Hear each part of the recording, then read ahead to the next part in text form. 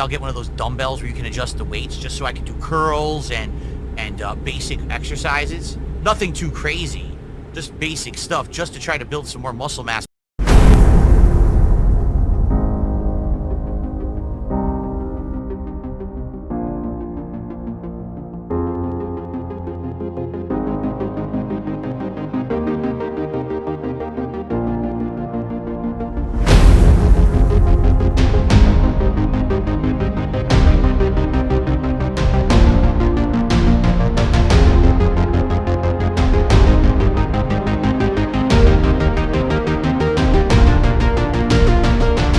And the Bonanza has returned. As you can see, the Donkey Kong themed background, the Donkey Kong themed text has returned, and so has Donkey Kong Bonanza. Now, you may be saying, wait a minute. Donkey Kong Bonanza came out last Thursday. Big release for the Switch 2. You played it all day. Why on earth didn't you play it more? Why did you actually stop playing it as much as you were? Because you had said, actually, that you were going to play it again.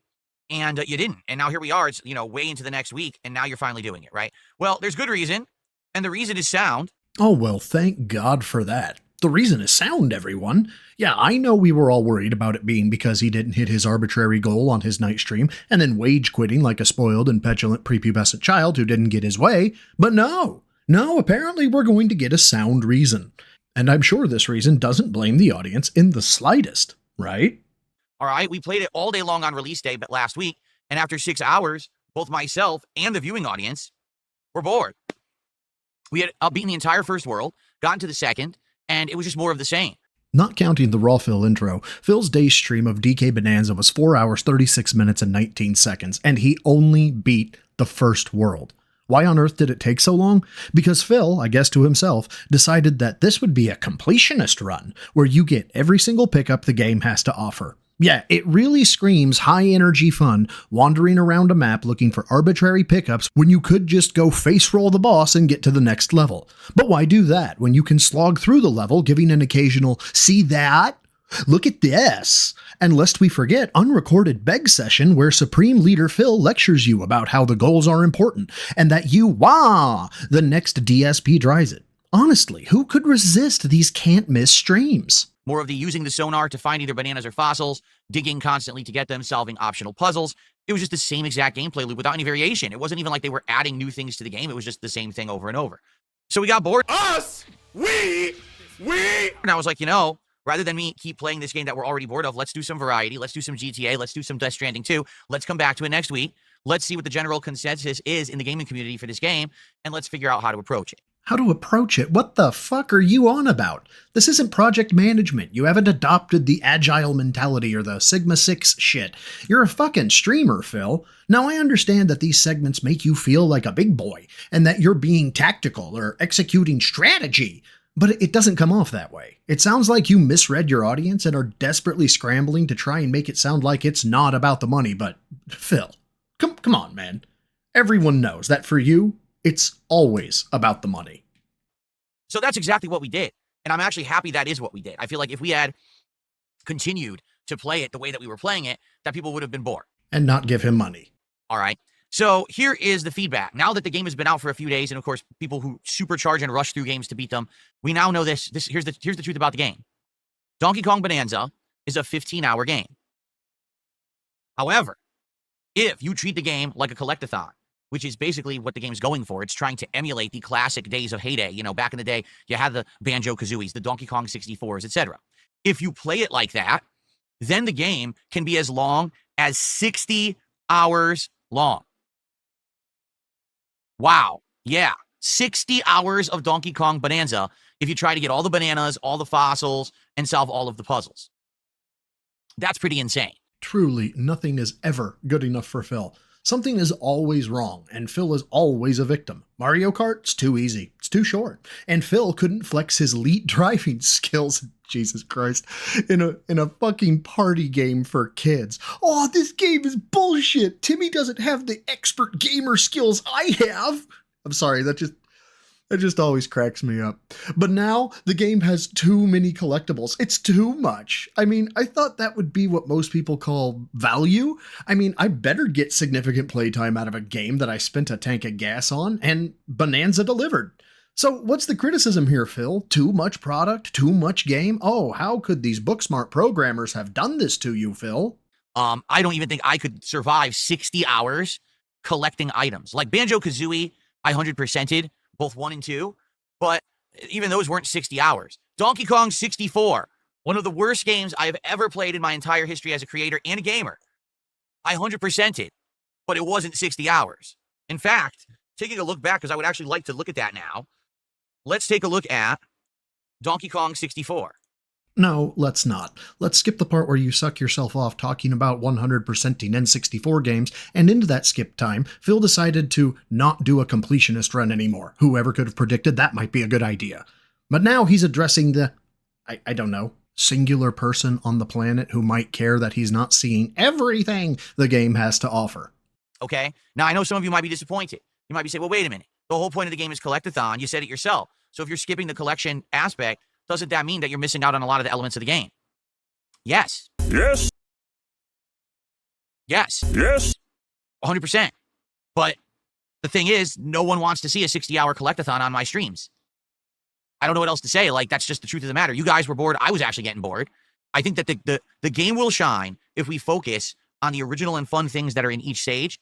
And if we make good progress and we're seeing bosses and we're seeing upgrades, rather than, let's get this other fossil, let's get this other fossil, let's get this banana, let's do an upgrade, let's do banana, fossil. You're amazing. You figured this all out already. We likely will try to at least still get stuff that's in our way. And if we see those optional challenge stages, like the ones that are combat challenges or platforming challenges, I'll probably still do those. But as for every single item in the environment, as addicting as it is, because it's addicting when you're trying to grab these environmental items. Oh, I want to get this one. Oh, there's one I can see right there. Let me just try to get it. Okay, let me get this banana. You can't stop. It's kind of like keep going, right?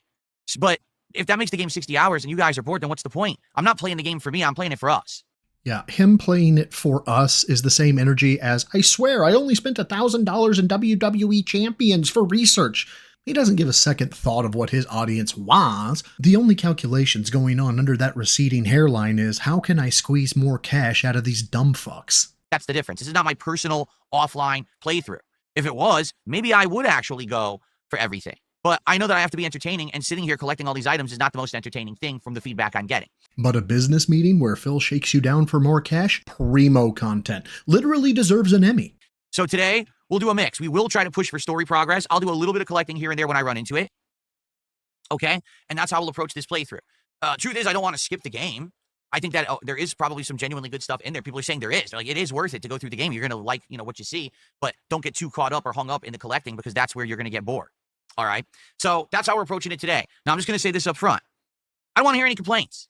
No, seriously, I don't. I'm tired of it. Like, every time that I do something, I'm in the wrong. So by playing the game the way I played it on launch day, man, this game is only boring because Phil's playing it that way, right? Now, today, I'm going to play it a different way. If I start hearing people whining and saying, oh, well, he's skipping all the content, I don't want to hear it. No, really, I'm tired of the complaints. The complaints department, here's where it is. It's located in this circular file cabinet. It's made of mesh. It's hollow in the middle. You know what I mean? The fucking trash can. That's where you can put your complaints.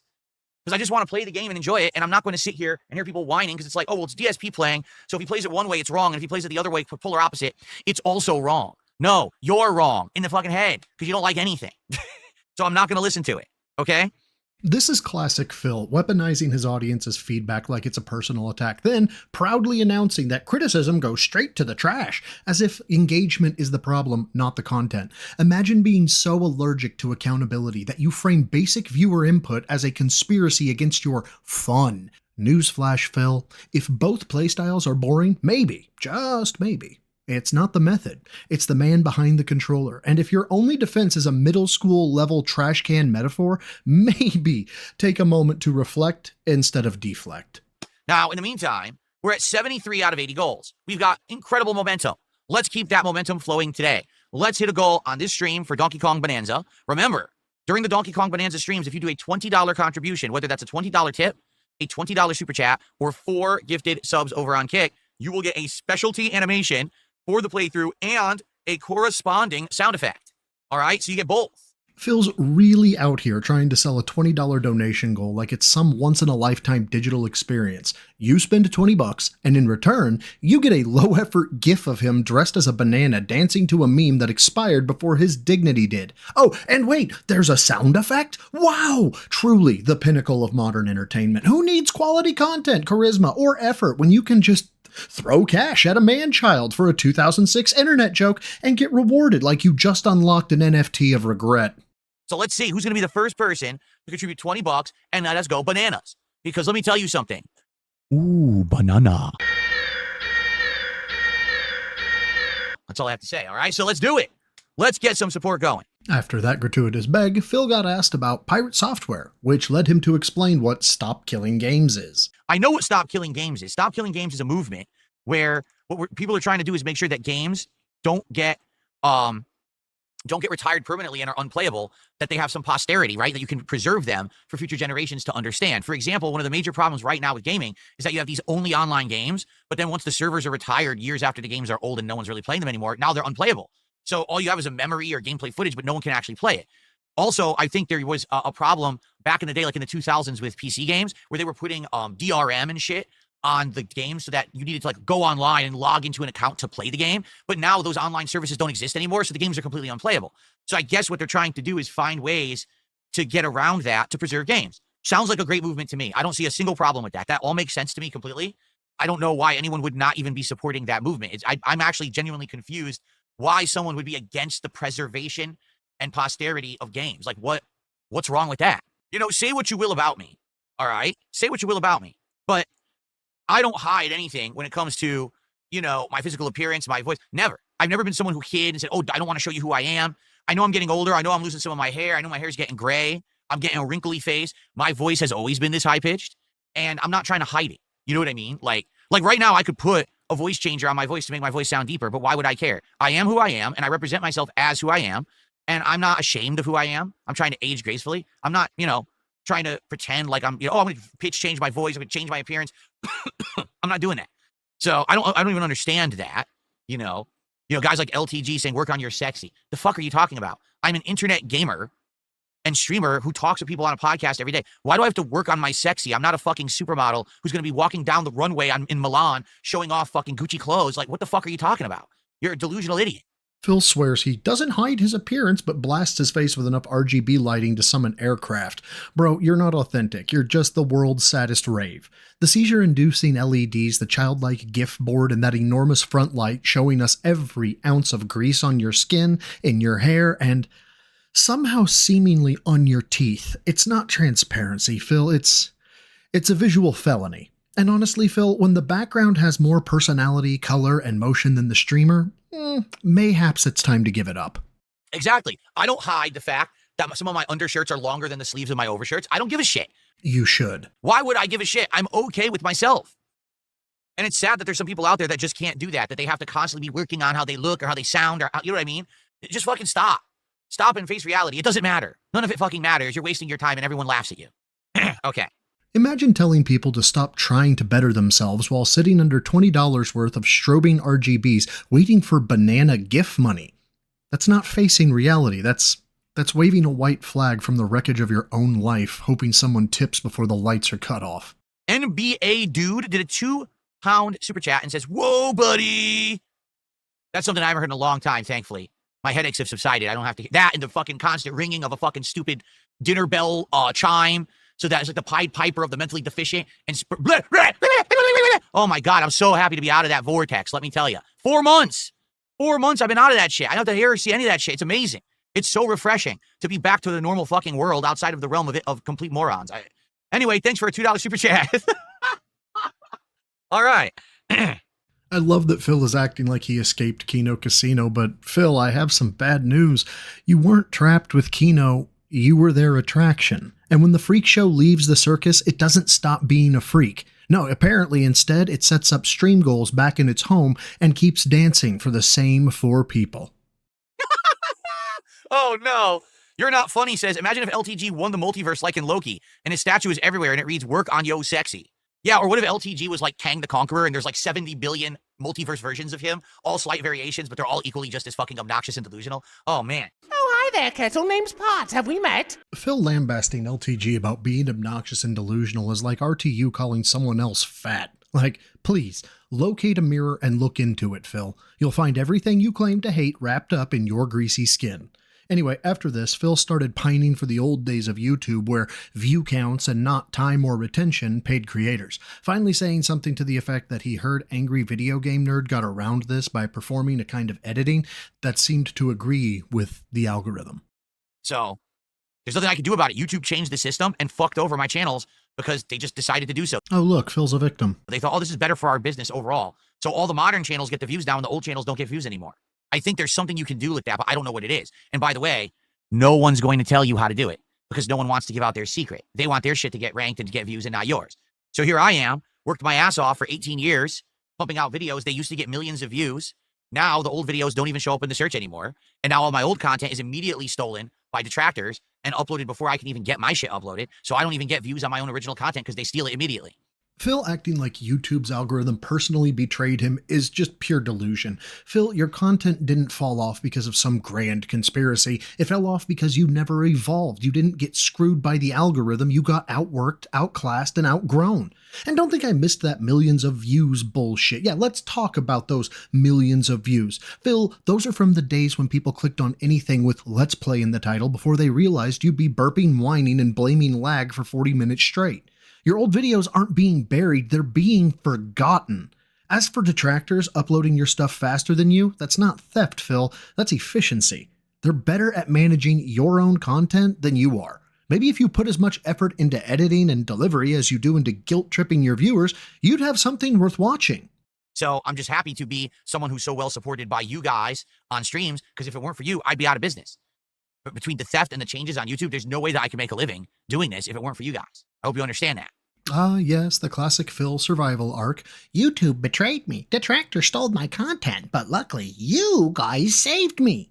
That's not gratitude, it's emotional blackmail. Honestly, Phil, if your entire business collapses because other people are better at clipping your own streams than you are, then it's not a business, it's mandatory tipping to see your capture card in action. And calling it theft when someone mirrors your stream so people can actually chat, or because you're so toxic no one wants to give you the views, in my opinion, that's not copyright, it's rebelling against a tyrant. You're not being kept in business, you're being life-supported by an audience that you guilt-trip daily with banana gifts and hostage banners. You guys want this DSP trice, so let's hit the goal. You're not a content creator, you're a failed relic duct taped to a tip jar, flashing your RGB lights to distract from the fact that you've got nothing left to offer but excuses, victimhood, and, for a limited time only, banana gifts. With sound. Really? Arg says they didn't edit the videos, they updated and changed thumbnails to modern ones that the current algorithm favors. No, that's not true. They did edit them because the original videos had copyright music that eventually got claimed, and they edited the videos out to take the music out and do other things to swap in other music and stuff. They are edited. For 100%, I'm 100% sure of it that they're edited. They're not the original versions at all. And I think what it is they found a way to use the YouTube editor to do that. All right, guys, we're about to adjourn. Can we get to halfway point where we're at $73? Can we get to 75? And then we'll end the show and we'll get set up for Donkey Kong. Come on. Let's get to $75 of support. That way we only have to do the halfway to hit the goal for today. And would it really be a Phil critique if we didn't end on a Begment? In all honesty, as a man, I have no idea how Phil functions. The amount of shame I would feel talking to Ket, the mailman, the DoorDash drivers. I mean, if I was unfortunately body swapped with Phil and still maintained all my mental capacity, I don't know if I could get Phil's finances, body, home, or relationship repaired in the amount of time he has left on this earth. And maybe that's where Phil is right now. Maybe he's resigned himself to be the bad man on the internet because he literally has no other options. Depressing? Maybe. Deserved? Definitely. Thank you to all the members of the channel, newbies, neophytes, and of course, the almighty gym rats. It means the world to me. Until next time, swole is the goal for a troll, lift heavy, eat clean. I honestly have no idea where Phil could go after the notifications with sound advertisement. I know full well eventually he's going to somehow send the bar lower, making Phil such a weird phenomenon. It's like color. You don't know what color is until you see it. And with Phil, you don't know what depraved desperation is until Phil has an idea.